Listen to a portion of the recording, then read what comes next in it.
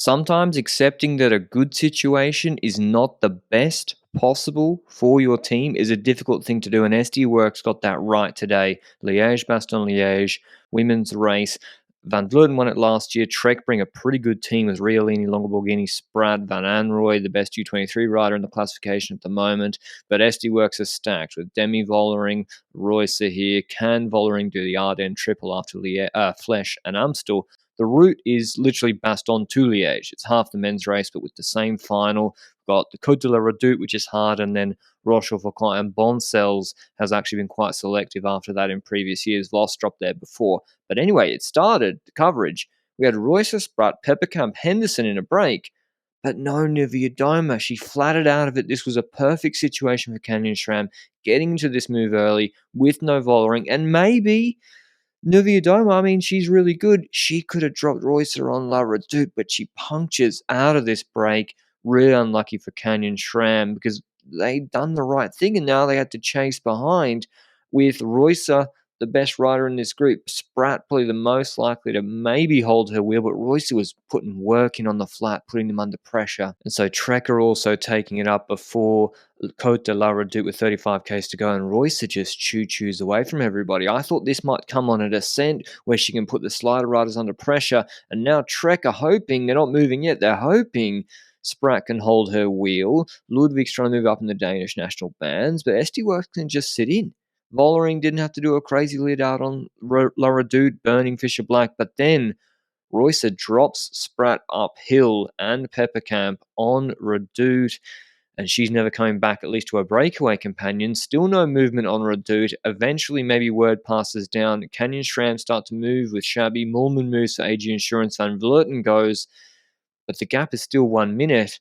And all the time, you've got the spectre of Demi Vollering sitting in your wheel, demoralizing you, and Neve Fisher Black riding a monster race too. And then you get onto the flatter sections. We're talking the European champion in the TT, the vice world champion in the TT, Reusser. Not a simple task to bring her back with 57 seconds. Certainly, if you start 1-2ing the group solo, you ain't bridging a minute to Reusser. And so Movistar attacking with Lippert and Van Vleuten in this phase was kind of weird because there's an SD Works rider up the road, and that gap goes from 50 to 1 to 111. Spratt's caught in the middle. Canyon-Sram eventually take over when it's at 140 with 28Ks to go. And Royce is, okay, she is not going to be as quick as the group on Roche-aux-Faucons, but 140 is a serious gap. And Trek Segafredo kind of played with fire a little bit. They kept, like, Spratt is never bridging 50 seconds to Reusser on this rolling terrain. Now, maybe it gave them plausible deniability to not pull with their team at this moment, so Canyon-Sram had to pull, and that's why they kept Spratt up there. Maybe they just hoped she'd get back to Reusser. I'm not sure.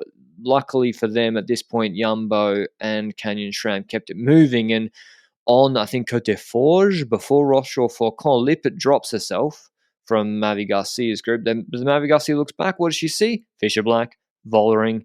So even though 40 seconds got taken out by Lippert moving, nothing really comes of it, and someone is going to have to chase before Roche-aux-Faucons, as the teams are all seeing Vollering and Fisher Black in their wheels, and Royce are just tapping out that tempo, no problem.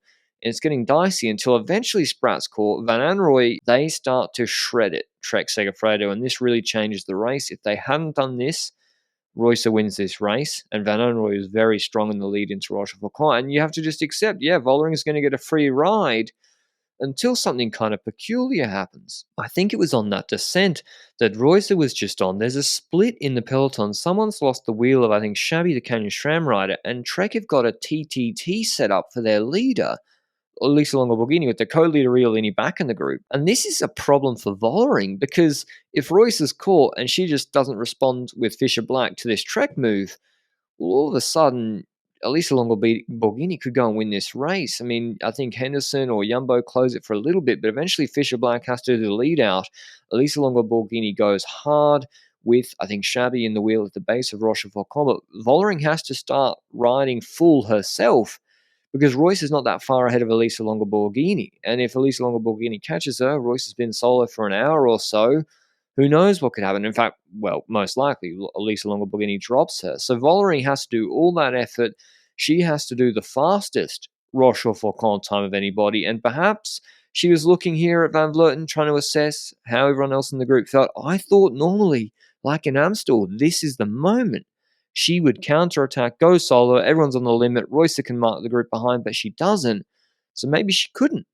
Or I don't know what happens. What's peculiar is then Royce goes up the road on the descent, a good descender and more powerful than a lot of these riders. And Vollering here decides, I don't really feel like closing Elisa Longo Borghini's wheel, or just lets it go a little bit, maybe or definitely intentionally at this point, doesn't chase. But this is like, it looks like a good situation ahead. Royster doesn't pull, Elisa Longo Borghini has to work, Vollering can sit in the wheels behind, Van Vleuten and Shabby have to pull, and, Riolini sitting in, she's not a threat. And, Van Vleuten does have to, she tries to attack, close it, and then has to eventually pull. But just like in Roubaix, it's not actually the best situation for SD Works. And I'm sure that's what was going through Vollering's mind or the car's mind at this moment. And it's really tricky with your teammate up the road. It looks good, but it's not the best possible situation. Roycer can be dropped on Boncel coming up by Elisa Longo Borghini. The best situation is Vollering going clear or getting the opportunity to do so, not having the race go away from her. And so she does the right thing, even though it kind of might look selfish. She snapped bridges and there's no one on her wheel across to the Roycer group, who Roycer does get distance straight away on Boncel.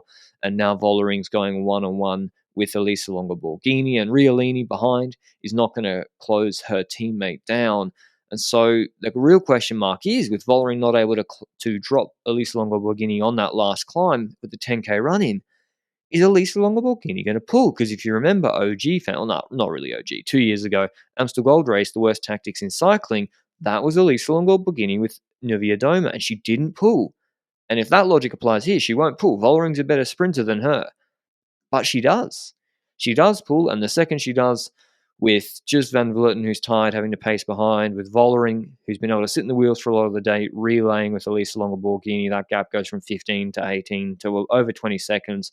Roycer demoralizing the group behind, and Riolini behind as well for Trek. She ain't winning the sprint.